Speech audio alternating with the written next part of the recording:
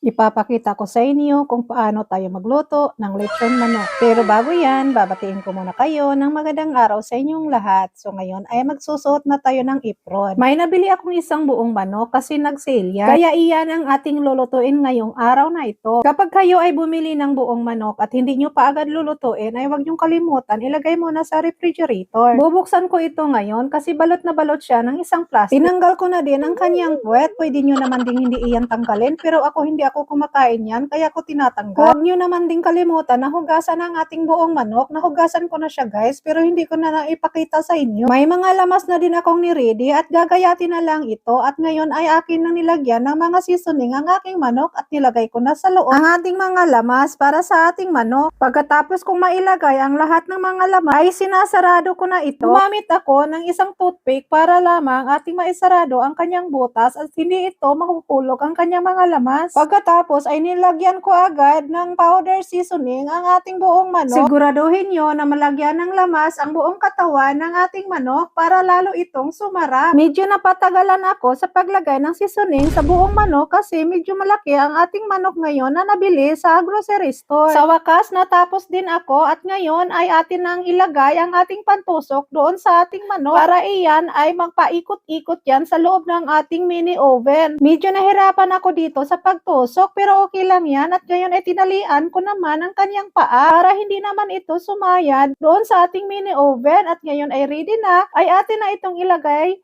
doon sa ating paglulutuan na mini oven. Maliit lang ang aking oven kaya ko ito tinatawag na mini oven kasi isang manok lang talaga ang pwedeng ipasok dito at maluluto. Inoon ko na guys ang aking oven at syempre nilagay ko yan sa 170 Celsius para naman dahan-dahan ang pagluto ng ating lechon manok. Mas maganda kasi kapag dahan-dahan ang pagluto ng ating lechon manok para hindi ito mabigla at masunog. Lagi ko na itong niluluto guys sa pang-araw-araw na ulam namin ng aking anak. Bali, ang isang buong manok na ito ay 2 araw namin itong kakainin. Yung tira ay nilalagay ko sa ref at kinabukasan ay ginagawa kong lechon manok paksiw. Ayan, luto na ang ating lechon manok. Ngayon ay atin naman yang gagayatin. Pero bago yan ay magluluto na din ako ng pumes or french fries at syempre yung isang sweet kartoffel. Isinabay ko na silang dalawa para isahang luto na din. Yan ang pang-partner namin dito sa aming lechon manok guys. Ang pumes at saka yung sweet kartoffel. Hindi kasi uso ang rice dito sa Germany. Isa pa ang dahilan ay napakamahal na ngayon ang rice. Kung umabot ka nga pala dito sa kalahati ng aking video ay pa-like and pa-share and pa-leave comment na rin guys. Isang malaking tulong na din yon para sa akin para lalo akong ma-inspired sa pagluluto kahit lutong bahay lamang itong mga niluluto ko. Tamang-tama, luto na din ang ating french fries pagkatapos ko nang magayat ang